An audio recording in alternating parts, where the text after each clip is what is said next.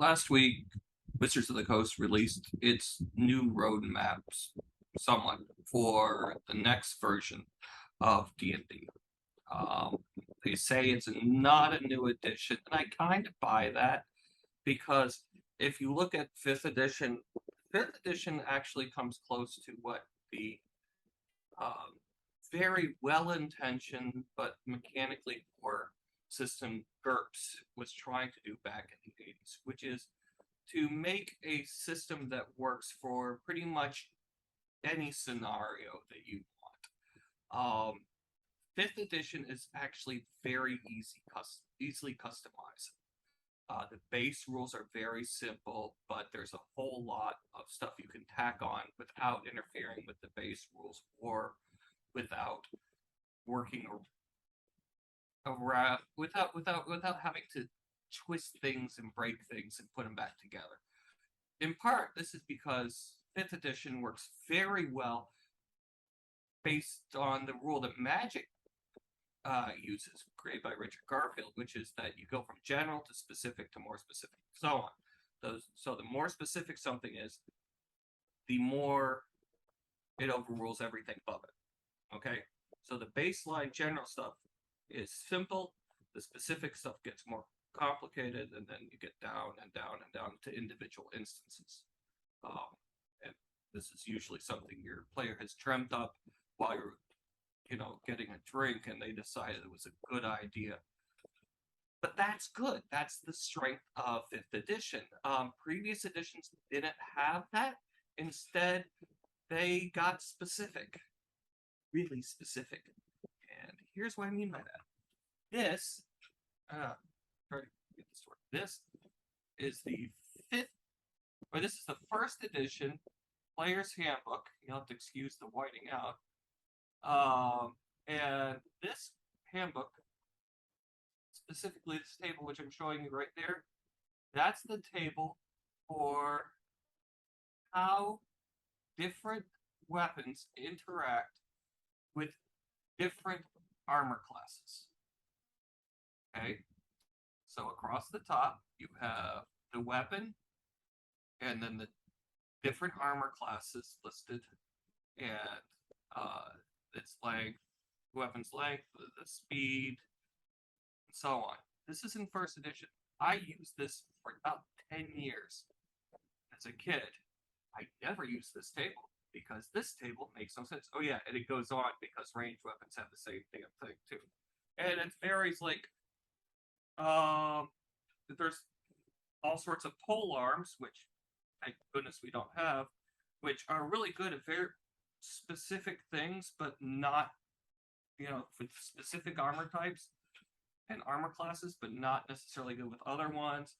Then there's the two-handed sword is basically good at everything, and it's just ridiculous how things go. Like, for example, if your armor class is very low, then a lot of stuff works really great. But if your armor class is really high, like for example, a fist has +4 to hit, according to this table, if your armor class is 10, which is as poor as you can get. Whereas if your armor class is 2, which is as good as you can get, because of course it goes the opposite direction, well, you get a -7 to hit. So, we don't have to deal with that because 5th edition solves a lot of those problems. In fact, the difference between first edition and second edition is the biggest difference between 5th edition and second edition. And so we have to remember that 5th edition is really built on 3E, which is an excellent version to start with, especially if you like combat. 3E and its derivatives like Pathfinder are very good at combat. 5th edition, however, is very good at role play. And it's okay at combat. I like role playing, so that's good for me. For those of you who love combat, not so concerned about role playing, I think you're not going to be. I don't think you're going to like 1D&D as much because one of the great things about 1D&D, from my perspective, is it's heavily focused on role playing. At least as far as I could tell. there's more focus on customizing things so that you can, create the character that you want to create. Admittedly, this is their initial, very, very first release, so on character origins. So, that can change. But from what I see, it looks like it's going to be a lot more focused on character and interactions and so on rather than stomping around. So now they said it's not going to be a new edition. I don't think it is. I think it's going to be like Legos. See this Lego? This Lego has a non-standard peg, right? To put the wheel in. This is a metal stick. Can't see. Okay. This Lego has non-standard holes. You can't put any modern Lego piece into these. And this barely fits in. This is what came with. This Lego was bought probably in the late 70s, early 80s. I know because I had it as a kid. And I'm approaching an age which I'm not allowed to mention because my wife will kill me. So, this Lego here, this little mullet-headed thing, is from about 3-4 years ago. They work together perfectly. Okay? Admittedly, it won't work because I long lost the other wheel that fits there. But they still fit together. I think that's what 6th edition or 1 D&D is trying to be. It's trying to be the Lego of role-playing game. And like I said, GURPS tried this. And GURPS was quasi-successful. The fundamental problem with GURPS is it was kind of a pain to play. 5th edition, as we've seen due to its rampaging success, is nowhere near as difficult to play as any previous version of Dungeons & Dragons or most any role-playing game. So I really think it has a chance. And I think that what they're doing here is they're not creating a 6th edition. They're building on. And I want to emphasize that I think that's a great idea because I have a stack of books yay high, and I know a lot of you have bigger stacks, that of 5th edition stuff which you've bought and you don't want to throw it away, but you can use it all with the new edition. However, you can't mix and match between 1 D&D character origins and the current standard way of creating characters. There's a reason for that, which I will get into, and it's actually an improvement. Now, as far as I know, it seems like classes from old books will work fine with these new characters. I don't see any problem with them fitting together at all. There's some custom builds which are nerfed because, they changed the races a little bit. They changed the backgrounds a little bit. Well, actually more than a little bit. But you may not be able to build the specific power build that you thought you were going to build. But if you're that level of a munchkin, maybe you should just go play Pathfinder instead. But I'm sure you can also work with your DM to do it. And of course, if you are the DM, you can just do whatever you want. So, let's look at some of the individual content. For the most part, I want to say I'm very pleased with where they're going. There are a few problems. That thing I mentioned earlier about the rule they derive from magic, which is specific beats general, I think there's a problem there later on, but it's mostly not an issue. So let's just start. Now, the first thing we're going to talk about is not what we start the document with. We're going to start with something which changes the way dice are rolled. So, we are all familiar with the D20 and the D20 rolls. Okay, now, in current D&D, there's a difference between ability checks, which are skill checks also, saving throws, and attack rolls. But they all basically are exactly the same. The difference is there's a weird rule which almost every DM I know ignores, which says only attack rolls can have critical success and critical failure. Well, they've changed that. They're now calling them D20 tests. I don't like the word test here because that's kind of obnoxious. I would like a D20 check is a better word for it, and that follows along with ability checks, which was the primary way that we used these rules outside of combat. So that's just me. Also, test seems very British English for some reason. I don't know why. It makes me think of cricket. So, which is of course the world's worst game, even worse than baseball. So, these D20 tests now all have critical failures and critical successes. And they make explicit something which needed to have been made explicit to some DMs, not most, but some DMs, which is that the success or failure cannot, the failure can't go below 5. In other words, if you can roll a 5 or less and beat it, then you, if you then you automatically succeed, because anything that's a DC of 5 is ridiculously easy, and you should be able to just automatically succeed. And anything above a DC of 30 means that you can't do it. That's a good starting roll. Another thing they say is that if it can't be done, you can just rule it can't be done. Some DMs don't do that. I do. Other DMs allow for people to try.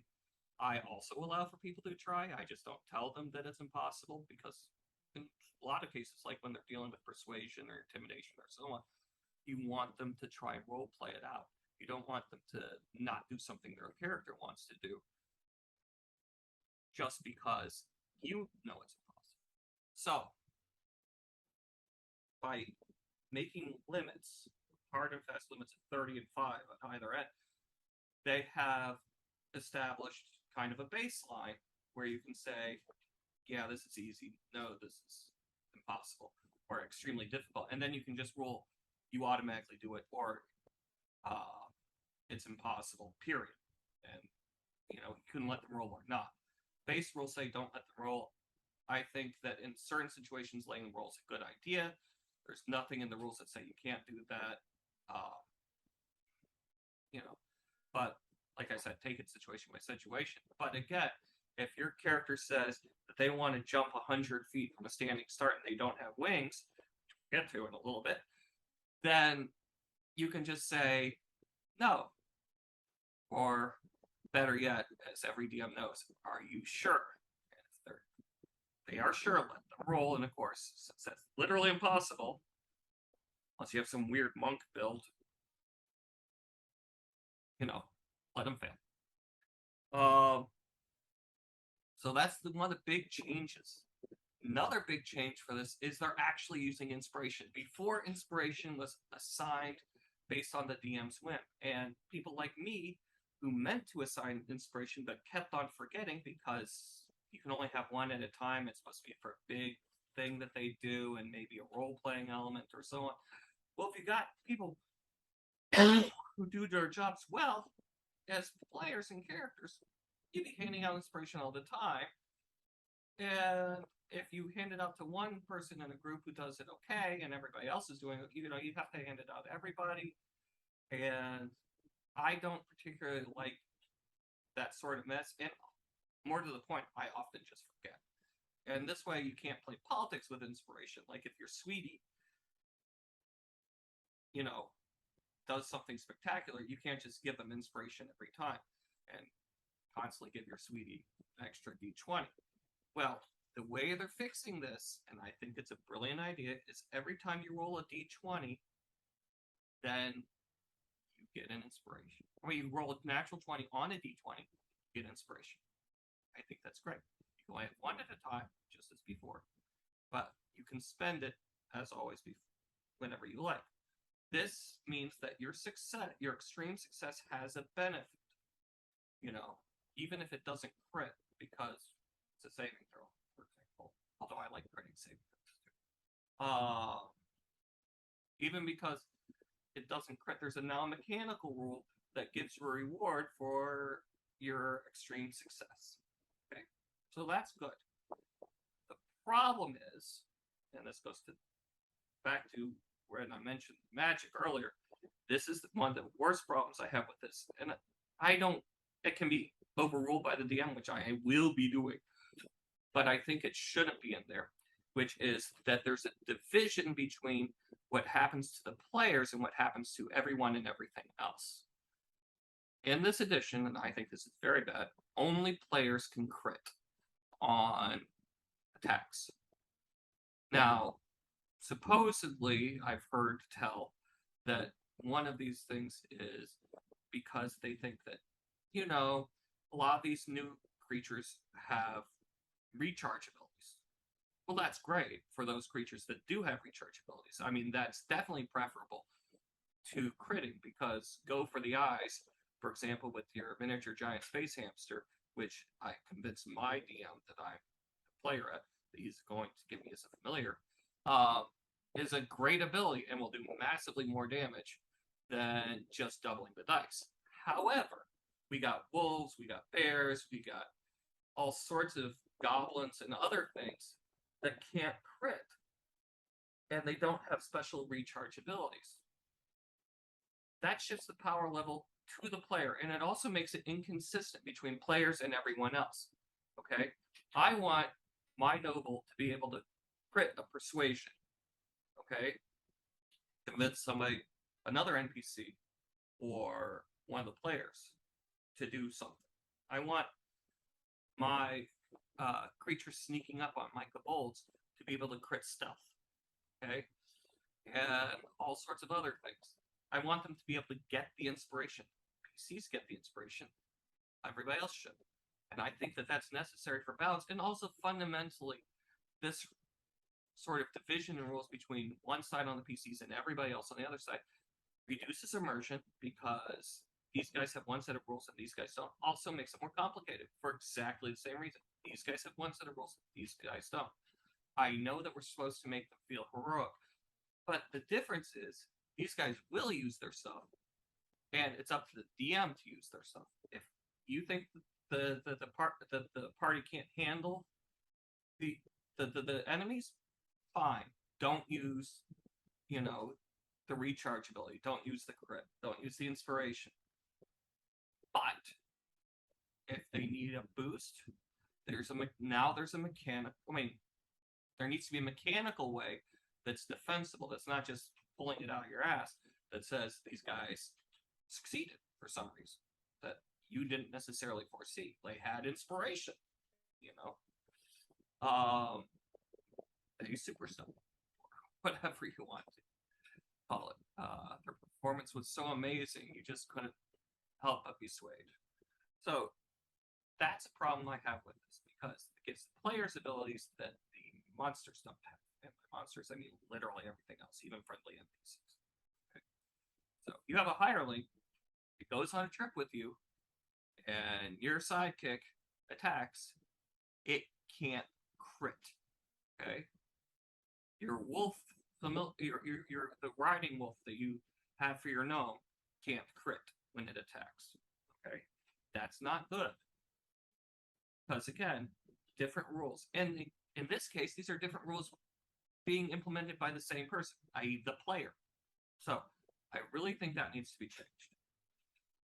That's my big problem with 1D&D. Is there are a few cases where there's different rules for the players than there are for the monsters.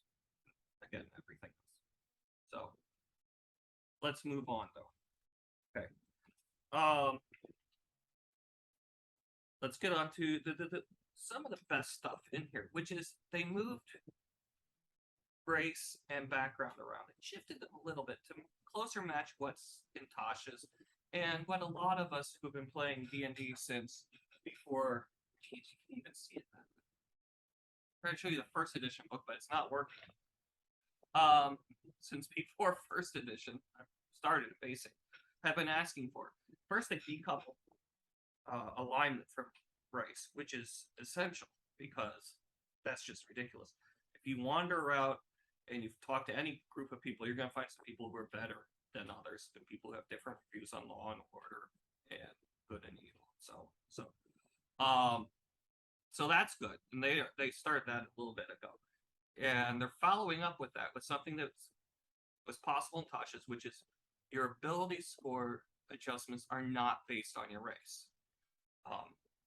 Instead, and this is a big shift, and it's an appropriate shift because it shows where your character has concentrated their efforts prior to starting the game. They move them to background, which I love, because background should tell the story of where you've been before, and background needs to tell that story.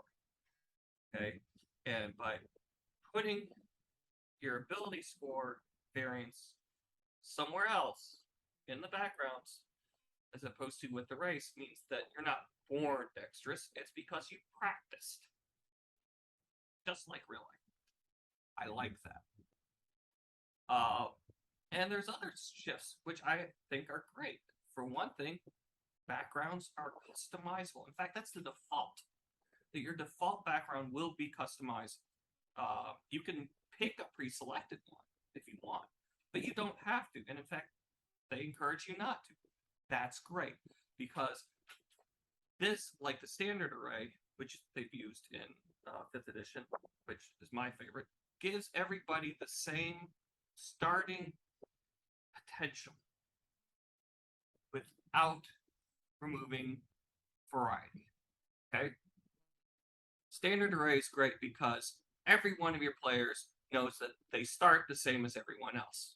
Okay? No one's got a great roll all the way across it. No one has a poor roll all the way across. Oh, and by the way, standard array is slightly better, or for that matter, point by, are both slightly better than a 46 drop the lowest die.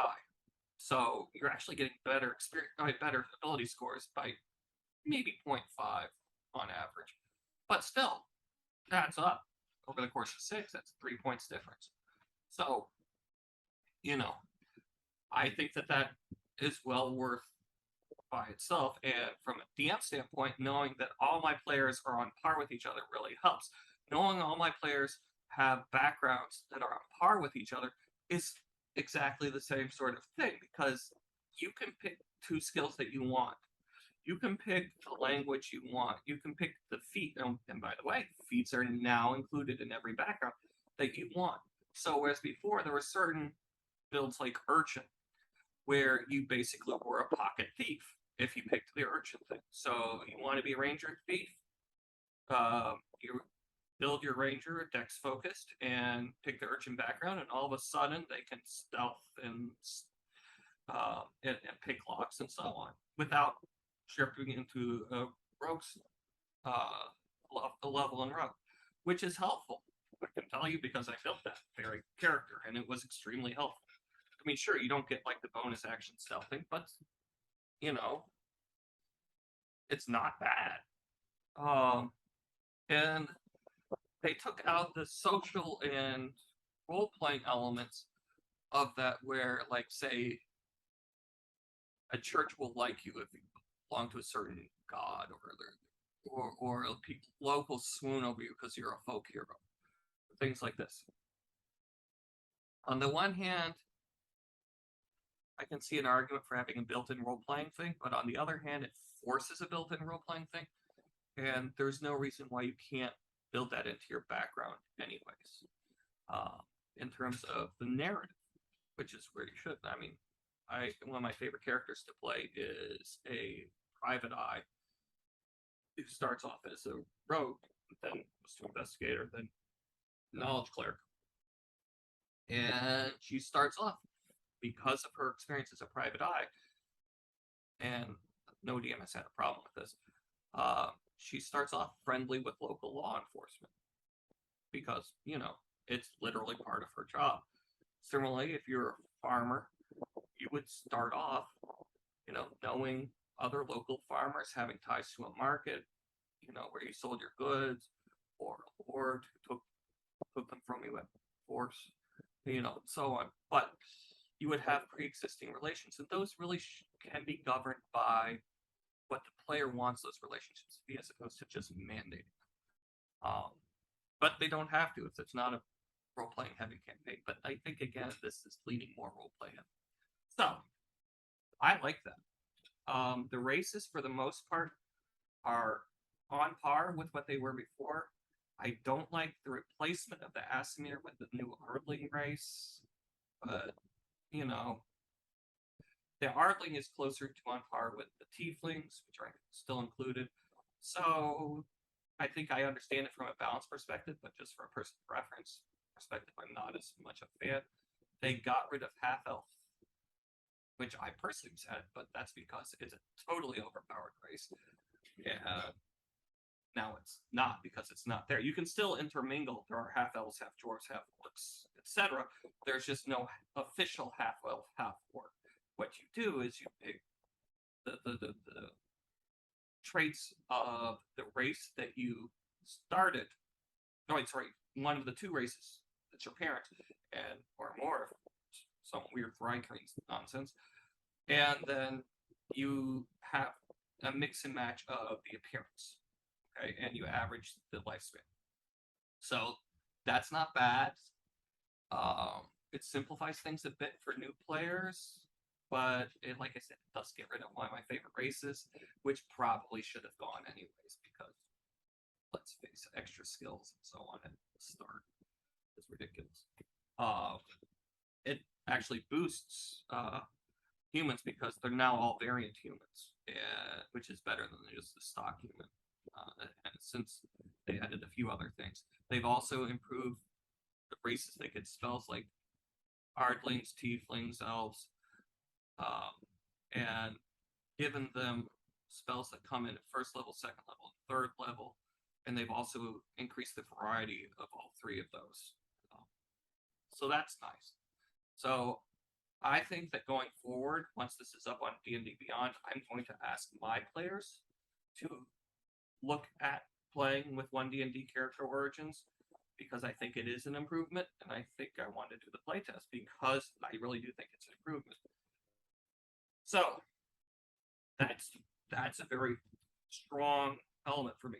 Now there is a problem with this, which is from a writer and a DM and a role-playing heavy focused player / DM, I don't like, and that's because they took out the ideals, the traits, the bonds, the flaws from the background.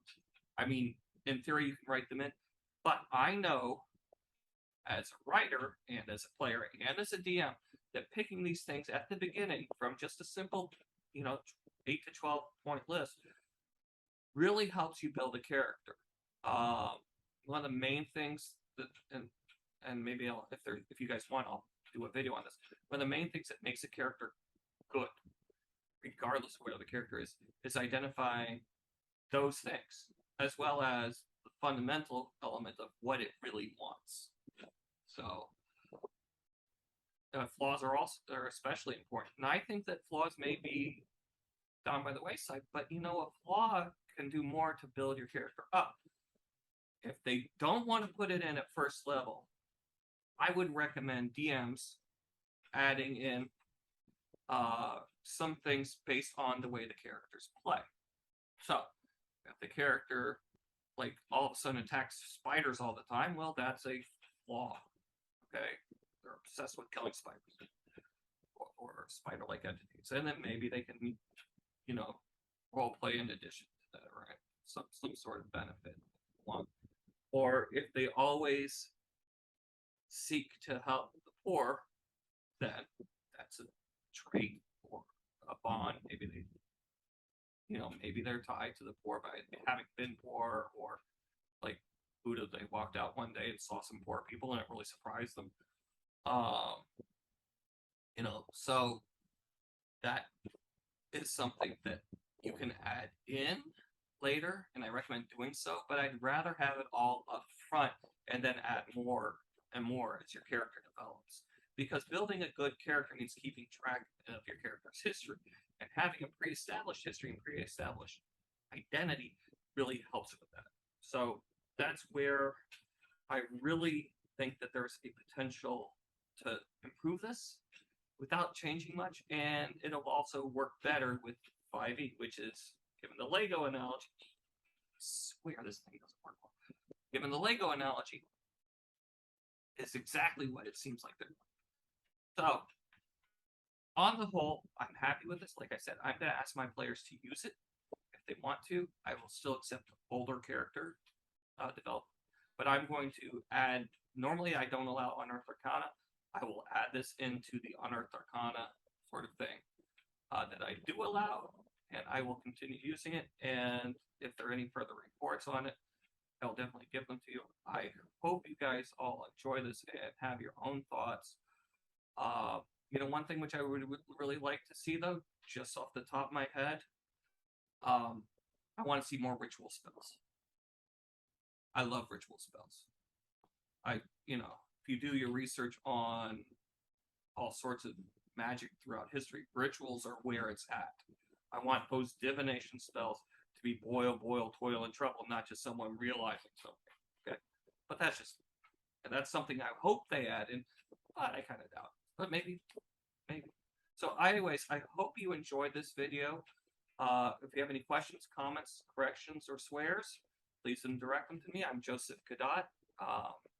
My YouTube channel is Ill-Informed Opinions, and you can follow me on Facebook or Instagram, or YouTube. So I hope to see you there. Good day.